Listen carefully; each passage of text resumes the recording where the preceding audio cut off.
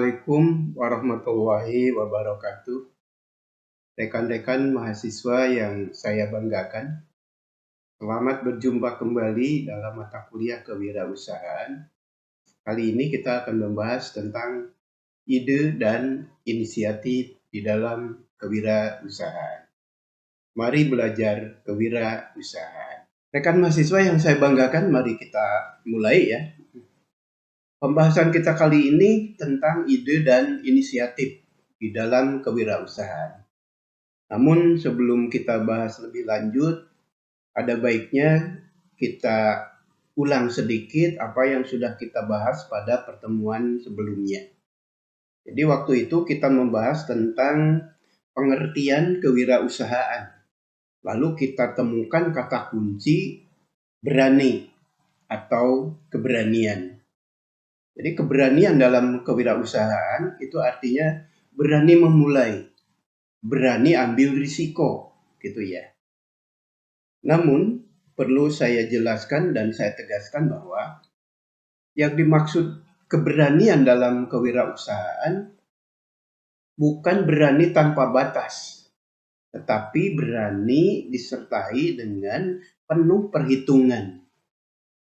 Maksudnya, apabila kita akan melakukan suatu pekerjaan atau memulai usaha, terlebih dahulu perhitungkan risiko yang mungkin timbul. Apabila risiko itu tinggi dan kita tidak sanggup mengatasinya, cepat ambil keputusan tidak. Artinya tidak dilanjutkan.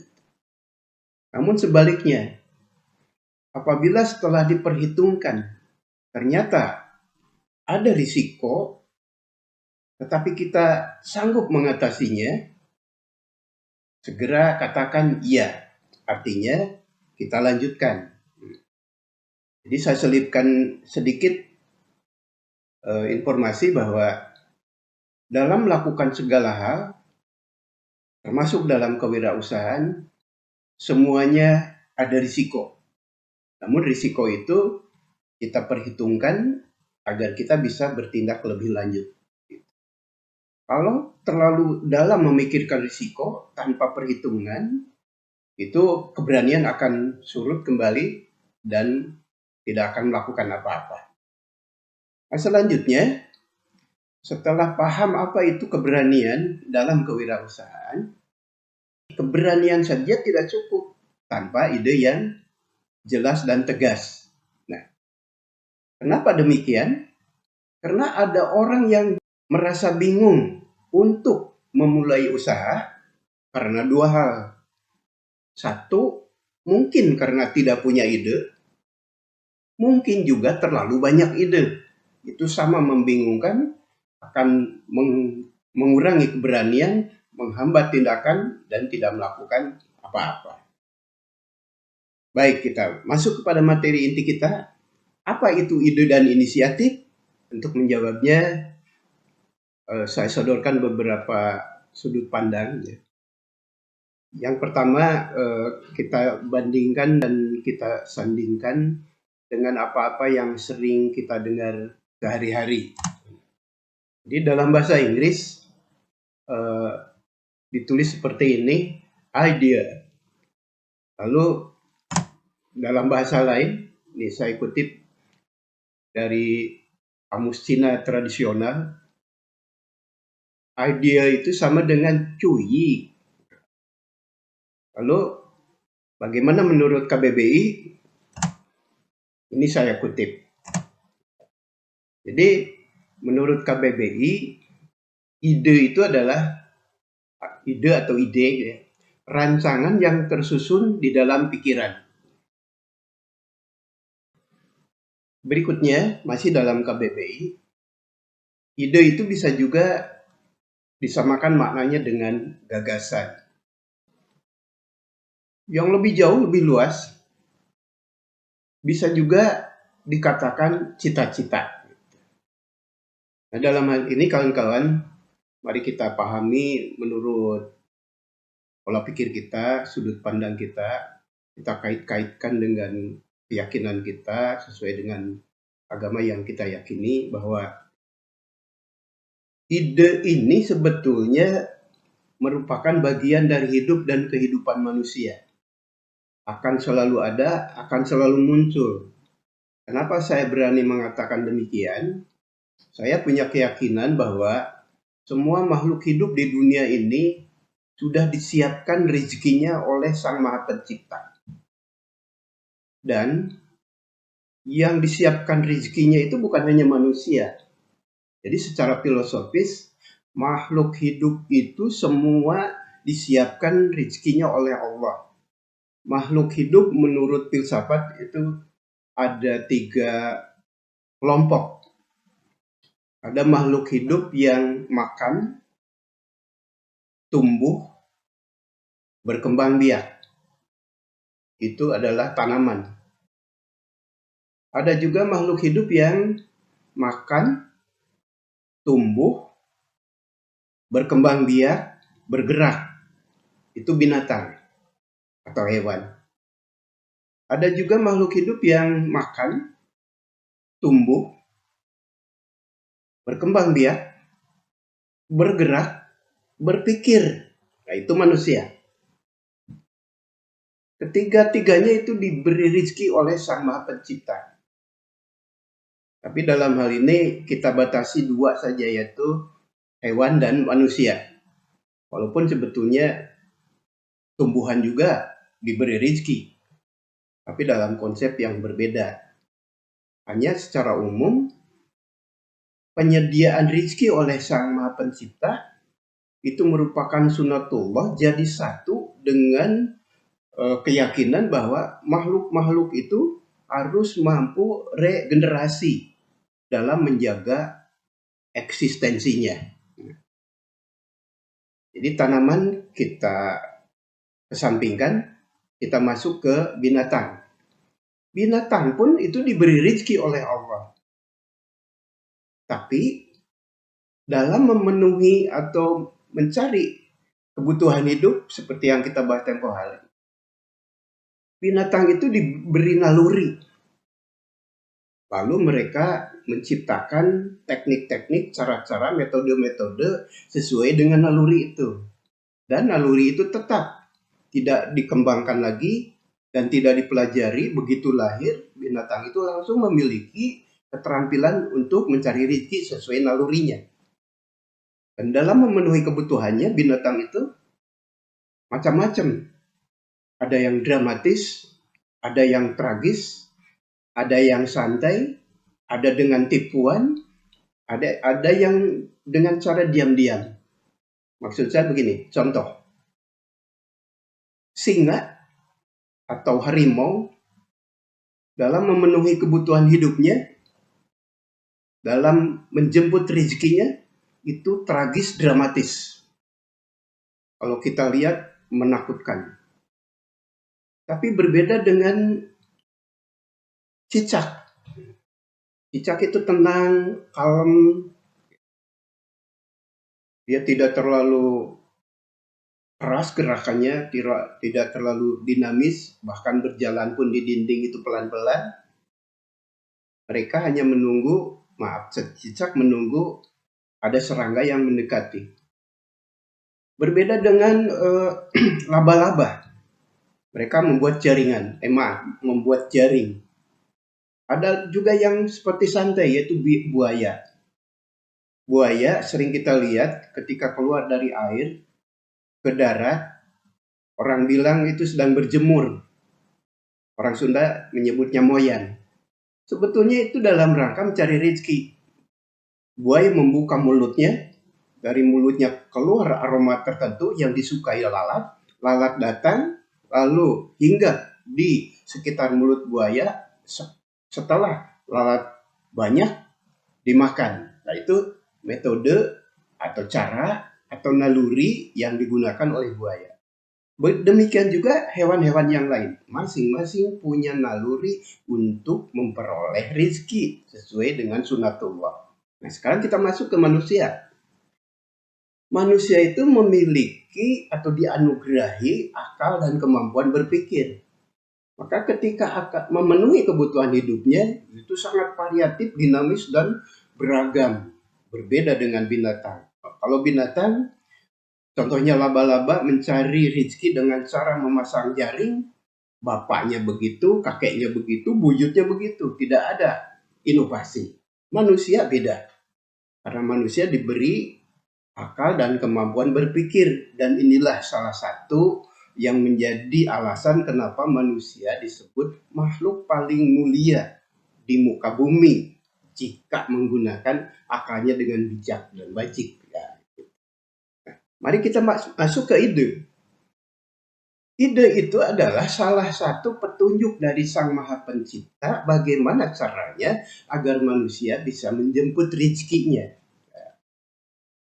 Hanya saja datangnya ide ini ada yang datang tiba-tiba tanpa dipikirkan terlebih dahulu.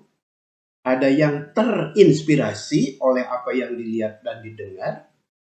Atau mungkin ada juga yang merupakan petunjuk dari Allah, dari Sang Maha Pencipta, dihantarkan oleh para malaikat kepada orang yang dikehendakinya. Ada juga orang yang menyebut ilham. Jadi macam-macam sumber ide itu. Baik kawan, kalau sudah paham itu, mari kita lanjutkan. Nah, kita pahami pengertian ide dari sudut pandang kewirausahaan. Jadi saya berpikir bahwa ide itu adalah sesuatu yang terlintas dalam pikiran untuk melakukan suatu usaha atau suatu kegiatan atau pekerjaan. Ya. Cara mendalaminya bagaimana? Coba lihat ini. Ini ada garis atas, mestinya garis bawah, tapi nggak apa-apa. Yang penting ada tanda. Terlintas. Terlintas. Ter ada dua makna. Terlintas itu berarti tidak sengaja. Ada juga ter yang menunjukkan paling baik. Contohnya terbaik, tertinggi, terhebat. Tapi ini maksudnya terlintas di sini tidak sengaja. Tiba-tiba saja melintas di pikiran. Terlintas itu pasti sebentar.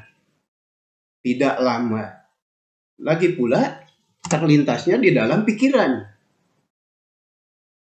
Sudah tidak lama di dalam pikiran lagi.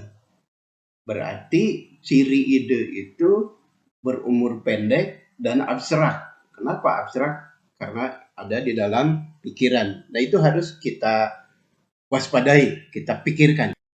Jadi terlintas itu tidak disengaja dan sepintas atau sekejap.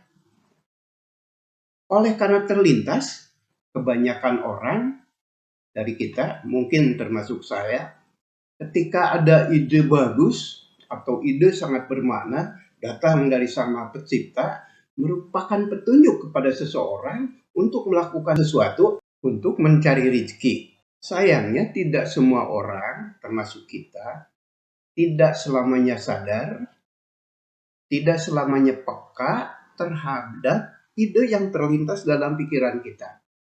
Sehingga sering diabaikan atau terabaikan atau tertutup oleh pikiran lain, tertutup oleh aktivitas lain dalam kehidupan sehari-hari. Kenapa demikian? Itu tadi, karena ide itu terlintas di dalam pikiran, berarti tidak tampak, tidak terlihat. Jangankan oleh orang lain, diri kita sendiri juga ya tadi tidak sadar. Jadi ide itu bersifat abstrak. Sudah berumur pendek juga bersifat abstrak. Ini yang jadi masalah kenapa tidak semua ide yang terlintas dalam pikiran selalu berbuah manis atau menjadikan sesuatu yang realistis. Kenapa? Mari kita lanjutkan. Jadi kawan-kawan, setelah kita tadi memaparkan tentang ide, sekarang kita dapat kesimpulan bahwa ide itu berumur pendek. Mengapa berumur pendek? Tadi sudah dijelaskan. Karena terlintas, dalam pikiran itu hanya terlintas. Juga di dalam pikiran yang bersifat abstrak. Jadi cepat hilang. Kedua, ide itu bersifat abstrak. Tidak terlihat, tidak tampak. Kadang yang punya ide malah tidak merasakan. Berikutnya, ide itu berkarakter seperti bunga. Bunga karakter yang sering kita lihat atau pada umumnya, walaupun tidak semua, bunga itu berumur pendek. Ya seperti ide ini. Mari kita lihat karakter bunga. Pada umumnya, bunga itu harum, wangi. Kenapa selalu harum dan wangi? Walaupun ada juga yang tidak wangi menurut penciuman manusia. Contohnya bunga bangkai, tapi untuk makhluk tertentu tetap wangi. Jadi Allah menciptakan karakter bunga harum dan wangi ini memang ada maksudnya. Karena bunga di dalam pohon itu adalah awal atau langkah pertama sebelum menjadi buah. Dalam bunga itu ada bunga jantan dan bunga betina yang memerlukan proses penyerbukan dengan bantuan makhluk lain. Nah, dalam bunga itu ada harum yang mewangi untuk menarik serangga atau menarik makhluk lain agar datang. Ketika datang, terjadi proses penyerbukan. Kemudian, karakter bunga berikutnya adalah warna-warni. Macam-macam warnanya, sehingga kesan yang kita lihat indah. Ketika wangi dan indah dipadukan, sudah bunga itu banyak yang suka, gitu ya. Banyak yang senang, banyak yang ingin memetik, banyak yang ingin memiliki. Walaupun tahu berumur pendek. Analog agar kawan-kawan bisa memahami karakter ide. Jadi yang harus paling diwaspadai adalah ide itu begitu dikemukakan atau terlintas selalu menarik, menjanjikan. Gitu. Tapi sayangnya andai tidak ditindaklanjuti akan cepat hilang seperti bunga yang cepat layu itu. Nah, bagi seorang calon wirausahawan atau mungkin bagi wirausahawan yang sudah mapan, sudah jadi, ketika dapat ide baru, umpamanya terinspirasi oleh apa yang dilihat dan apa yang didengar, cepat dicatat. Sebab kalau belum bisa direalisasikan saat itu, jika dicatat, suatu saat akan ditemukan catatan itu akan kembali membangkitkan kita untuk merealisasikan ide tersebut. Saya kira itu makna yang bisa kita ambil setelah membahas pernak-pernik tentang ide itu tadi. Selanjutnya, kita sambungkan dengan apa itu inisiatif. Rekan-rekan mahasiswa yang saya banggakan, mari kita lanjut kepada sub pokok bahasan berikutnya, yaitu inisiatif. Inisiatif itu apa? Saya akan mencoba dengan pola yang sama seperti tadi. Saya kemukakan dulu istilah yang sering kita dengar atau sering kita ucapkan, kemudian kita sandingkan dengan makna inisiatif menurut KBBI, dan akan kita bahas juga arti inisiatif menurut sudut pandang kewirausahaan. Dalam bahasa Inggris, inisiatif itu ditulis seperti ini, inisiatif. Kemudian dalam bahasa Cina, Changyi. Menurut KBBI, kawan-kawan, jadi inisiatif ini sama maknanya dengan prakarsa. Ini saya berandai-andai. Kalau pra dengan karsa itu dipisah, karsa itu ini. Karsa itu artinya daya atau kekuatan jiwa yang mendorong seseorang untuk berkehendak. Atau karsa itu kehendak atau niat. Nah, ini sangat penting dalam kewirausahaan. Walaupun karsa ini masih berada di dalam jiwa, tapi jika tumbuh dan dikembangkan itu akan terakumulasi kekuatannya menjadi kehendak yang fokus dan menjadi niat. Jadi setelah ada niat, ada kemungkinan nanti akan melakukan tindakan. Itu inisiatif yang sesungguhnya. Nah, jadi dalam KBBI hanya dikemukakan bahwa inisiatif senada atau sama maknanya dengan prakarsa. Atau bisa juga dikatakan bahwa orang yang berinisiatif berarti mempunyai inisiatif. Mempunyai inisiatif berarti ada niat, ada kehendak. Niat atau kehendak untuk melakukan sesuatu. Nah, sekarang kita lihat dari sudut pandang kewirausahaan. Menurut pola pikir kita nih. Jadi saya berpikir bahwa apabila seseorang sudah mempunyai ide, dengan ide itu masuk ke prakarsa, ada niat, ada kehendak, gitu ya. Setelah dilakukan, ini yang muncul, yaitu tindakan awal. Jadi inisiatif itu adalah tindakan awal untuk merealisasikan ide. Ini definisi yang menurut saya ringkas, singkat, padat, tapi mudah memahaminya. Ini bukan teori, karena para ahli merumuskan inisiatif itu macam-macam. Kalimatnya panjang-panjang. Nah, agar kita lebih mudah memahami dalam kewirausahaan, katakan saja bahwa inisiatif itu merupakan tindakan awal untuk merealisasikan ide. Kalau dalam bunga tadi, ini seperti proses penyerbukan, gitu, agar nanti menjadi sesuatu yang nyata, sesuatu yang real, sesuatu yang bisa dilihat, didengar, dipegang. Gitu. Jadi kawan-kawan, setelah kita membahas tentang pengertian baik menurut KBBI maupun menurut sudut pandang kewirausahaan, jadi kita dapat menyimpulkan bahwa ada perbedaan dengan ide. Kalau ide itu berumur pendek, maka inisiatif relatif berumur panjang.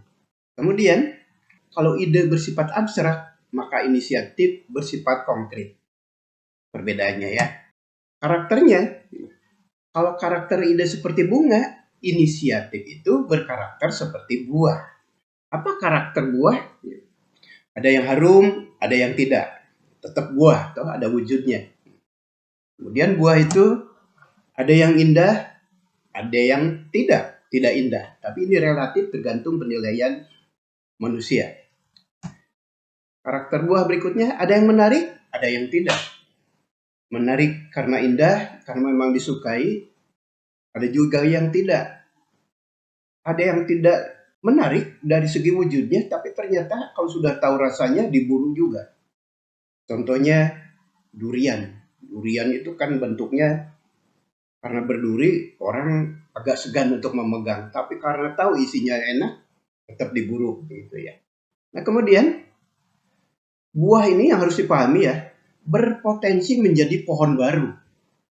Kalau ide yang berkarakter seperti bunga berpotensi menjadi buah, nah buah itu berpotensi menjadi pohon baru, artinya jadi benih. Ketika sebuah biji tumbuh, itu akan menjadi pohon baru dan berikutnya akan menghasilkan buah baru. Terus seperti itu berarti terjadi proses regenerasi. Atau ada juga orang yang menyebut proses teleologis. Gitu ya. Rata-rata buah gitu, dibandingkan dengan bunga tahan lama. Atau kita sebut saja berumur panjang dibanding dengan bunga. Gitu. Apalagi buah-buah tertentu yang bisa diolah oleh teknologi tertentu menjadi manisan, menjadi asinan, menjadi keringan, atau dikemas dalam kaleng yang tertutup rapat, sudah jelas bisa tahan lama. Demikian juga dengan inisiatif, sesuatu yang merupakan tindakan konkret. Nah, itulah yang sangat penting dan bermakna bagi kewirausahaan. Ide saja, mimpi saja tidak cukup.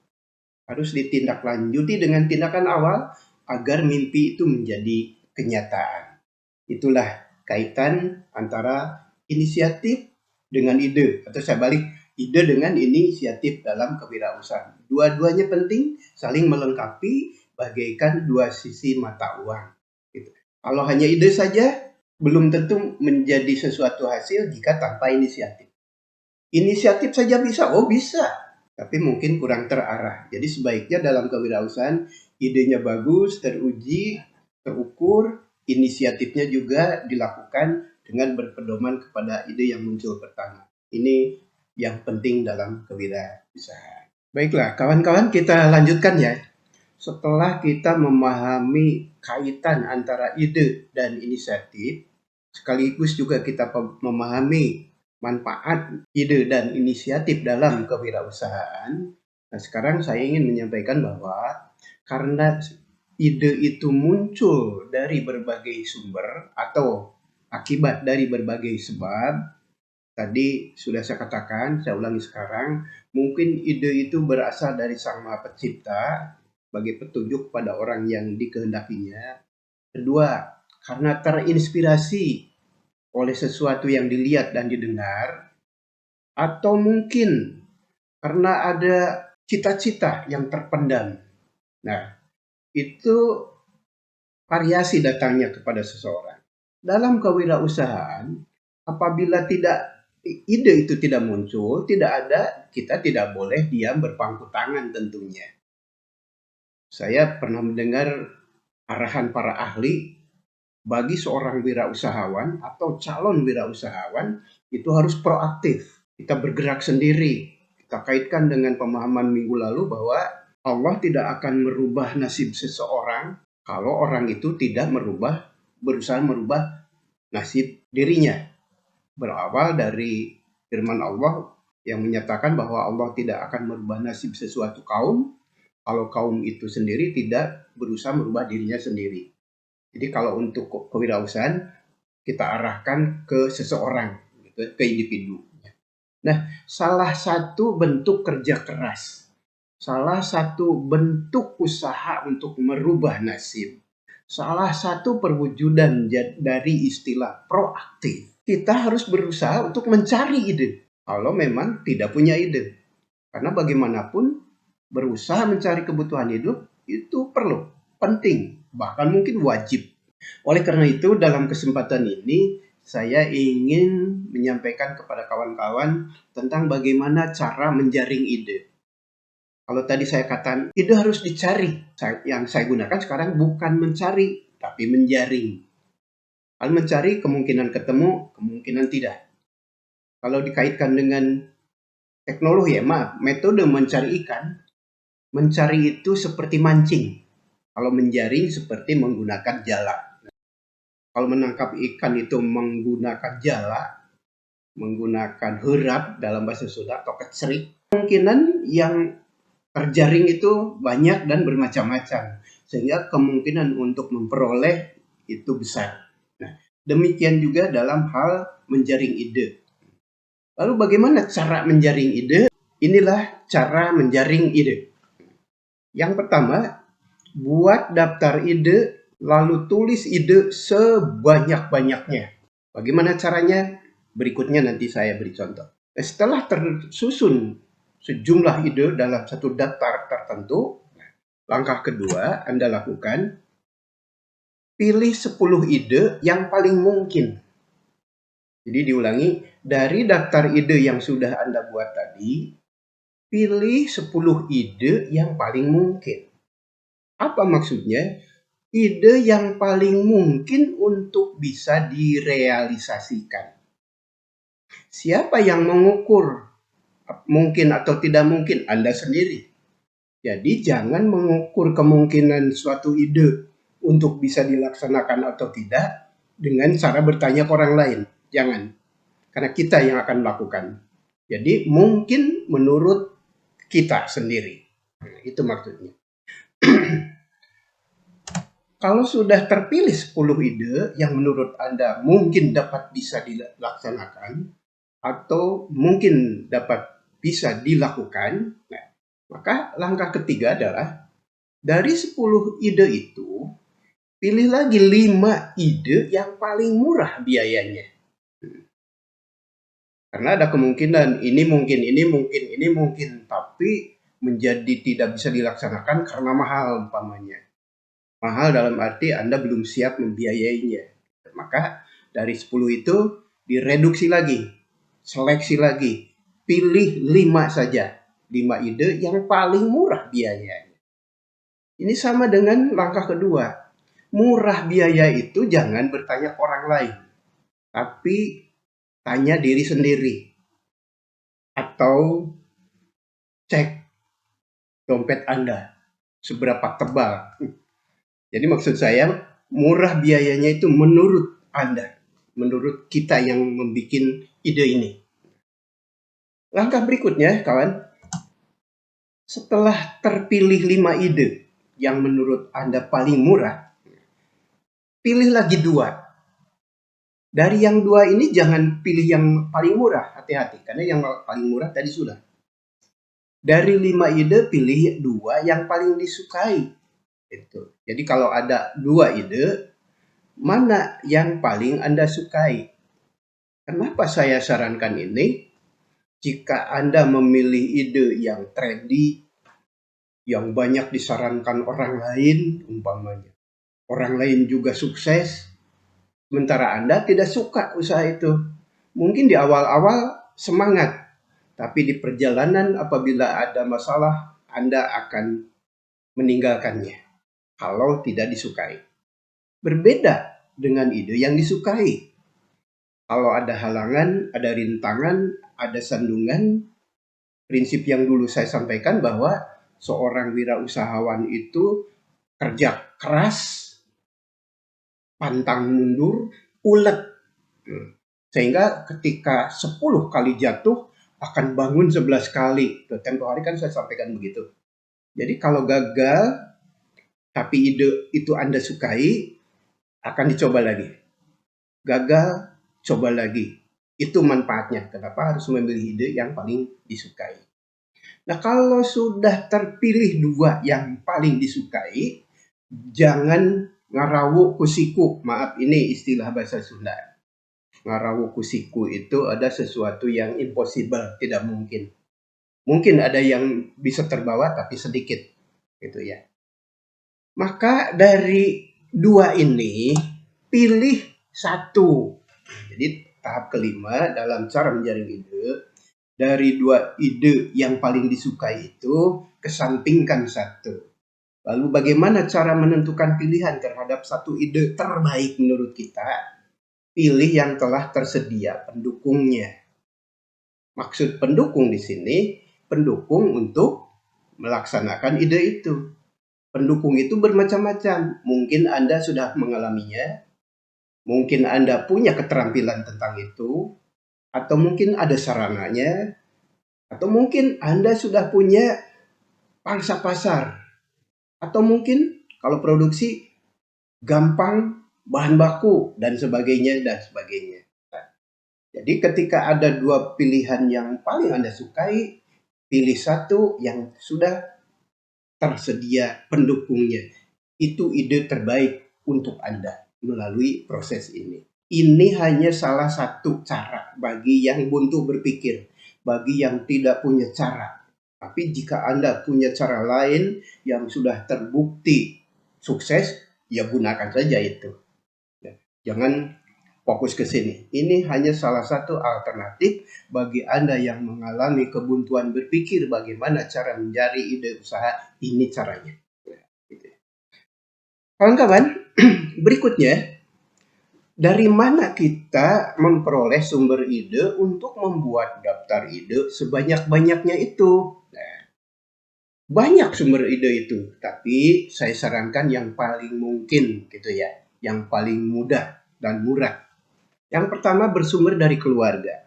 Artinya amati keluarga Anda yang paling dekat. Mungkin keluarga Anda ada yang punya kegiatan usaha. Jangan meniru. Mungkin dari kegiatan usaha yang dilakukan oleh saudara Anda itu, Anda terinspirasi atau terbuka ide. Contoh, jika saudara dekat Anda membuka bengkel motor, lalu Anda lihat, Anda perhatikan ketika orang sedang diperbaiki motornya, dia duduk-duduk, tidak ada kegiatan yang dilakukan. Bisa 10 menit, 20 menit, bisa sampai 1 jam. Di situ terbuka peluang. Kenapa Anda tidak memunculkan ide dagang kopi di situ, atau minuman, atau apapun. Itu salah satu contoh. Kemudian, mungkin juga dari sahabat atau teman. Kalau sahabat punya kegiatan usaha, mungkin ada Anda terinspirasi. Tulis. Berikutnya dari hobi. Hobi bisa jadi sumber inspirasi untuk membuat daftar ide. Hobi mancing, jika dipikirkan dengan model ini, yang tadinya hobi mancing, lama-kelamaan muncul ide, kenapa tidak saya arahkan ke usaha, umpamanya dagang joran. Membuat formulasi umpan pancing yang hebat. Atau menjual alat-alat pancing. Lebih jauhnya membuat kolam pemancingan. Nah, jadi dari hobi bisa muncul berbagai macam ide usaha untuk dikembangkan. Jika Anda senang atau hobi berolahraga, siapa tahu muncul ide membuat kaos seragam, menjual alat-alat olahraga dan sebagainya dan sebagainya. Nah, kemudian mungkin dari tokoh idola Anda akan ada ide. Mungkin dari guru Anda, dari dosen Anda, dari seseorang yang Anda hormati, Anda segani, nah, gitu. Atau mungkin dari sumber lain, contohnya dari mimpi. Mimpi pun bisa menjadi sumber ide. Ini sekedar pembuka jalan bagi orang yang buntu berpikir, gitu ya. Jadi cara membuat daftar ide ini boleh dijadikan sebagai rujukan. Nah, agar cepat membuat daftar ide, saya sarankan cukup ditulis kata kuncinya. Tidak usah ditulis dengan kalimat lengkap seperti dalam bahasa Indonesia. Ada subjek, ada predikat, ada objek, ada keterangan. Tidak perlu. Cukup ditulis kata kuncinya maksimal 3 kata. Jadi bisa 1 kata, bisa 2 kata, bisa 3 kata. Nanti saya beri contoh di halaman berikutnya. Kawan-kawan, inilah contoh daftar ide yang saya maksudkan tadi. Jadi tulis dulu judulnya daftar ide. Kemudian ada tulis 1 kata, laundry. Tadi saya katakan cukup ditulis kata kuncinya saja. Jadi dengan nulis laundry kita udah ngerti usaha apa yang akan dilakukan. Kemudian ojek payung. Budidaya lele 2 kata. Ojek payung 2 kata. Cuci mobil 2 kata. Bolu kukus 2 kata. Martabak manis 2 kata. Rental mobil. Nah, ini yang 3 kata nih. Buka kursus masak 2 kata lagi. Kerupuk jengkol, tanaman hias, kolam pemancingan, restoran, wedding organizer, budidaya puyuh, konsultan bangunan sipil, kue ulang tahun, rias pengantin, budidaya jangkrik, sate kelinci, biro jasa perjalanan, reparasi barang elektronik, produksi baju muslim, budidaya ikan hias, jasa pengiriman paket, keripik sukun, WC umum syariah, kursus mengemudi, jasa penitipan motor, dan seterusnya. Anda buat sebanyak-banyaknya. Ini contoh daftar ide. Diulangi, cukup ditulis kata kuncinya saja. Nah, setelah ditemukan atau selesai membuat daftar ide, langkah berikutnya Anda memilih 10 yang tadi saya katakan. Nah, ini sudah saya beri tanda. Ini contoh saja ya. Yang 10 itu yang diberi warna putih. Nah, yang diberi warna putih, saya masukkan lagi ke daftar yang berikutnya. 10 ide yang paling mungkin untuk bisa dilaksanakan. Nah, nomor 1, laundry, dari nomor 1 di daftar pertama. Ini nomor 2, budidaya lele. Nomor 3 di daftar pertama, dan seterusnya ya. Cuci mobil, bolu kukus, rental mobil, kerupuk jengkol, tanaman hias, kolam pemancingan, restoran, kue ulang tahun. Nah, dari 10 ide yang paling mungkin bisa direalisasikan menurut Anda, pilih lagi 5. Nah, buat lagi daftar ketiga. 5 ide yang paling murah biayanya. Murah menurut Anda, tadi sudah dijelaskannya.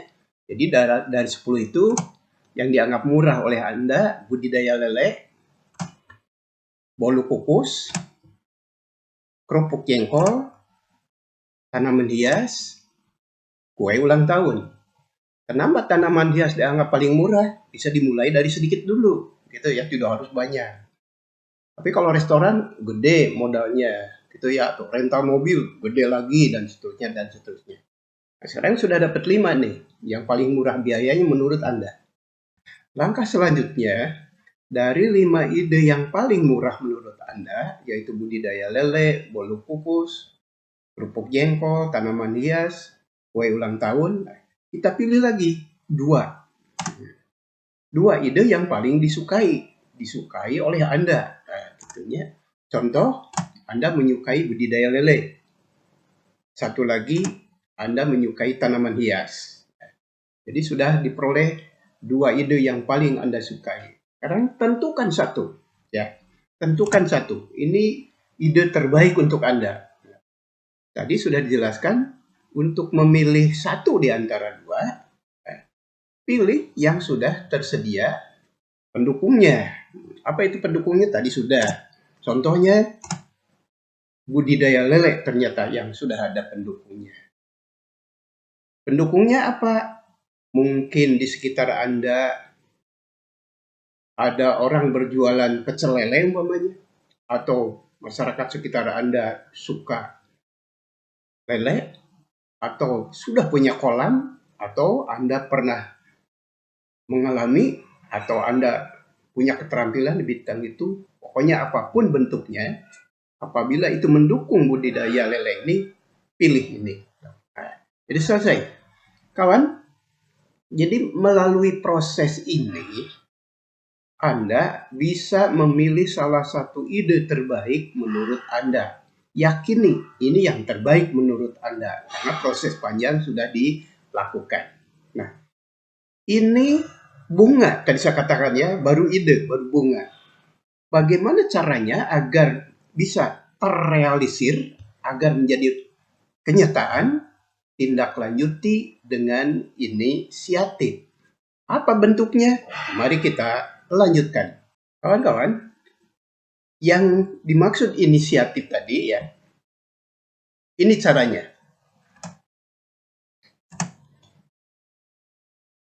Sebagai tindakan awal untuk merealisasikan ide, yaitu ide budidaya lele, jadi langkah pertama yang harus Anda lakukan yaitu membuat rencana sederhana. Saya sebut rencana sederhana karena ini belum lengkap, satu ya. Kedua, belum masuk kategori bisnis plan atau rencana usaha formal, belum. Betul-betul tindakan awal. Yang penting ide yang sudah terpilih tadi tuangkan ke dalam tulisan agar tidak lupa dan bisa ditindaklanjuti lebih jauh. Gitu. Nah, bagaimana caranya? Nah, ini yang pertama, tulis jenis usaha. Contohnya, jenis usahanya adalah budidaya, gitu. Spesifikasi lele. Karena jenis usaha ini macam-macam. Ada budidaya, ada home industry, ada kuliner, gitu ya, dan sebagainya, dan sebagainya.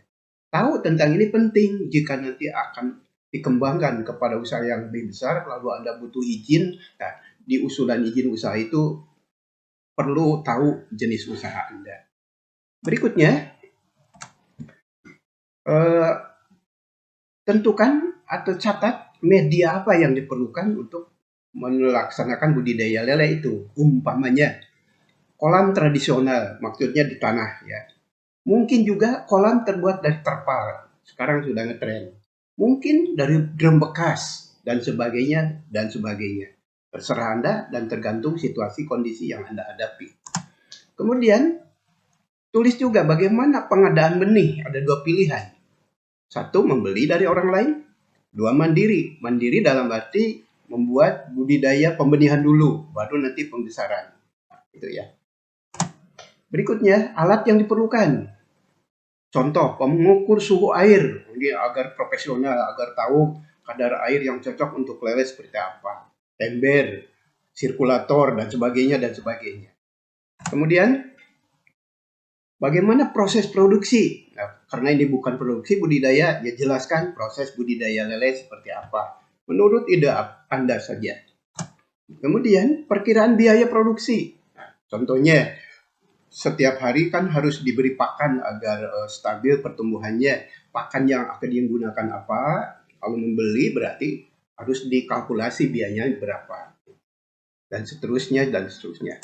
Kemudian setelah perkiraan biaya, rencana pemasaran. Mau seperti apa? Mungkin dikecerkan, dijual sendiri, atau menghubungi bandar, atau langsung dipasok ke konsumen-konsumen yang kesananya ada konsumen lagi, ya contohnya ke perusahaan-perusahaan rumah makan, pecel lele, atau mungkin ke pasar. Nah, kalau sudah tahu rencana pemasaran, hitung juga atau tulis juga rencana atau perkiraan keuntungan. Ini penting, perkiraan keuntungan. Jika ternyata setelah dihitung dengan cermat untungnya sedikit atau bahkan tidak ada keuntungan, Anda hitung ulang, Anda rubah lagi polanya sampai terlihat bahwa usaha Anda menjanjikan keuntungan. Kalau ternyata pirugian deui, risikonya tinggi, ya sudah, hentikan dan ganti. Tapi ini kan sudah proses panjang tadi. Menurut saya ini tidak mungkin, walaupun kemungkinan gagal tetap ada ya. Berikutnya, ini juga penting prediksi perkembangan ke depan. Yang namanya usaha bisa saja hari ini hangat, ke depan makin dingin hilang, gitu ya. Atau mungkin sekarang biasa-biasa saja, ke depan bisa ramai. Ini juga penting. Nah, inilah salah satu contoh sederhana bentuk inisiatif dalam arti tindakan awal untuk merealisasikan ide agar tidak sekedar mimpi, agar mimpi menjadi kenyataan tadi saya katakan. Nah, ini yang penting antara kaitan antara ide dan inisiatif dalam kewirausahaan. Saya kira cukup sekian. Terima kasih atas perhatiannya. Mohon maaf atas kekurangannya. Semoga kita bertemu kembali dalam kesempatan yang lain dalam kondisi yang lebih baik. Saya pamit. Assalamualaikum warahmatullahi wabarakatuh.